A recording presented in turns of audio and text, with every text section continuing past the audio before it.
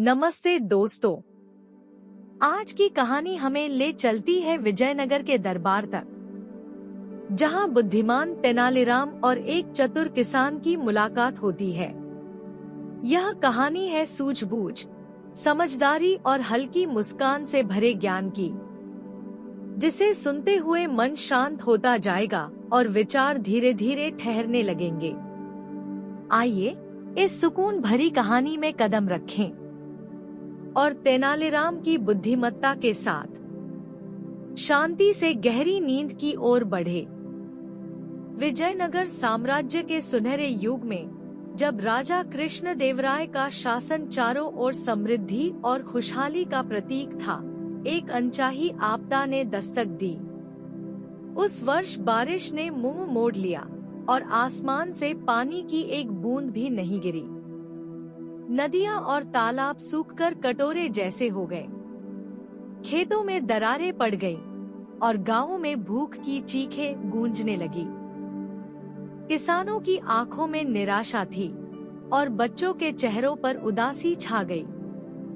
राजा कृष्णदेवराय, जो अपनी प्रजा के दुख दर्द को अपने दिल में महसूस करते थे, ने इस संकट से निपटने के लिए अपने भव्य दरबार में सभा बुलाई। सोने चांदी से सजा वह दरबार, जहां कभी हंसी और बुद्धिमानी की बातें गूंजती थी, उस दिन गहरे सन्नाटे में डूबा था। राजगुरु, सेनापति, कोषाध्यक्ष और तेनाली रामा सहित सभी दरबारी मौजूद थे। राजा ने गंभीर स्वर में कहा, हमारी प्रजा भूखी है, खेत सूख रहे हैं। अगर जल्दी ही कोई उपाय न हुआ तो हमारा साम्राज्य इस संकट की चपेट में आ जाएगा। जो भी इस समस्या का हल सुझाएगा, उसे सोने की 100 मोहरें और सम्मान पत्र दिया जाएगा। दरबार में सुझावों की बाढ़ आ गई। कोषाध्यक्ष ने कहा, महाराज, हम पड़ोसी राज्यों से अनाज खरीद सकते हैं। सेनापति ने सुझाया, हम सैनिकों को जंगल भेजकर फल और कंदमूल इकट्ठा करवा सकते हैं। राजगुरु ने प्रस्ताव रखा, हवन और यज्ञ करवाए, शायद देवता प्रसन्न होकर बारिश बरसाए। लेकिन ये सारे सुझाव या तो बहुत खर्चीले थे या फिर तात्कालिक राहत देने में असमर्थ। तेनाली रामा, जो हमेशा की तरह एक कोने में चुपचाप बैठे थे, सारी बातें ध्यान से सुन रहे थे। उनकी आंखों में एक चमक थी, मानो कोई विचार उनके दिमाग में तैर रहा हो। अचानक तेनाली खड़े हुए और बोले, महाराज, मुझे लगता है कि इस संकट का जवाब हमारे गांवों में ही छिपा है। मुझे एक साधारण किसान से मिलने की अनुमति दे। मुझे विश्वास है वह हमें रास्ता दिखा सकता है। राजा को तेनाली की बात कुछ अटपटी लगी। एक साधारण किसान? वह क्या समाधान देगा जो दरबार के विद्वान नहीं दे पाए? लेकिन तेनाली की बुद्धिमत्ता पर राजा का भरोसा अटल था।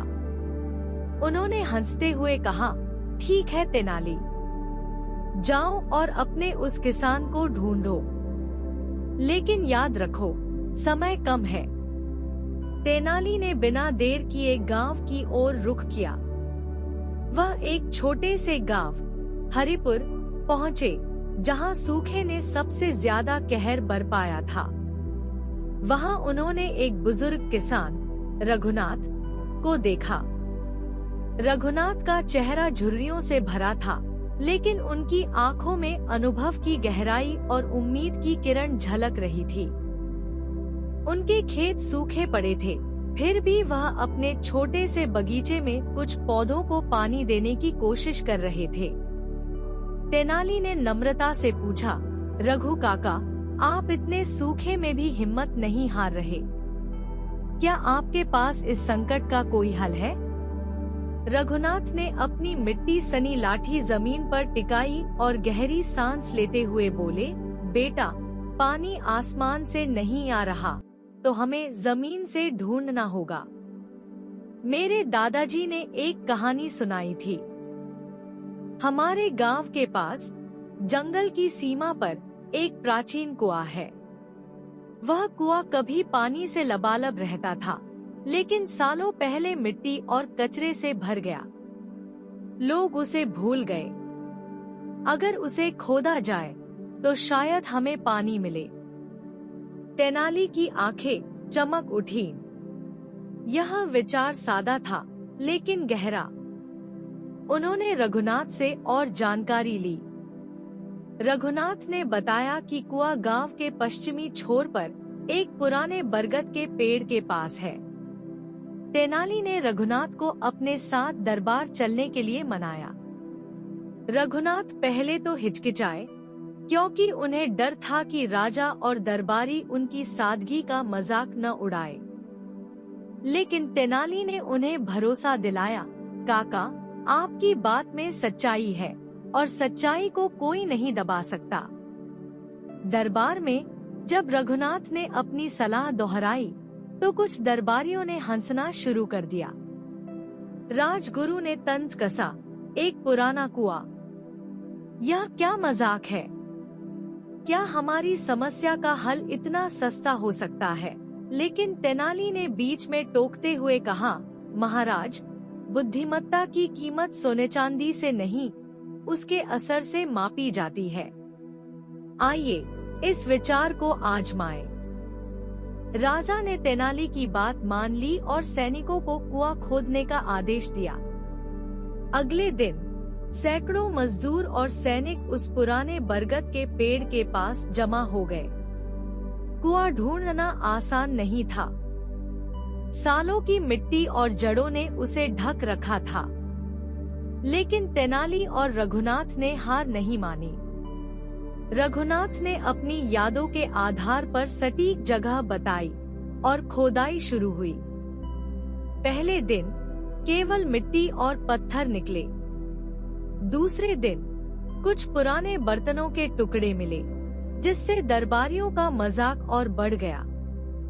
लेकिन तीसरे दिन जब मजदूरों की कुल्हाड़ी एक गहरे गड्ढे में पहुंची, तो अचानक पानी की एक पतली धारा फूटी।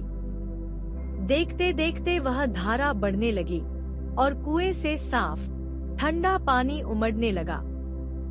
गांव वाले खुशी से चीख उठे। कुछ ने पानी को हाथों में भरकर पिया, तो कुछ ने अपने सूखे खेतों की ओर दौड़ लगाई। तेनाली ने राजा को खबर दी। राजा स्वयं उस कुएं को देखने आए। पानी की चमक देखकर उनकी आंखें नम हो गई। उन्होंने रघुनाथ को गले लगाया और कहा, तुमने मेरी प्रजा को नई जिंदगी दी है। रघुनाथ को सोने की 100 मोहरें, एक नया घर और गांव का मुखिया बनने का सम्मान दिया गया। दरबार में वापस लौटकर तेनाली ने मुस्कुराते हुए कहा, महाराज, बुद्धिमत्ता न किताबों में होती है, न ऊंचे ओहदों में। यह अनुभव और सादगी में बसती है। रघु काका ने हमें यही सिखाया। राजा ने तेनाली की तारीफ की और पूरे साम्राज्य में कुओं की मरम्मत और नए कुएं खोदने का आदेश दिया।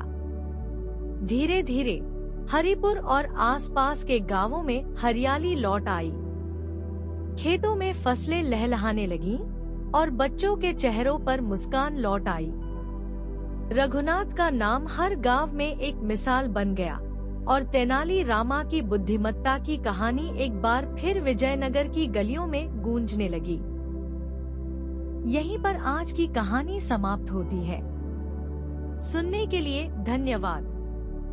अब अपने मन को शांत होने दे और गहरी, सुकून भरी नींद में धीरे धीरे खो जाए। शुभ रात्रि।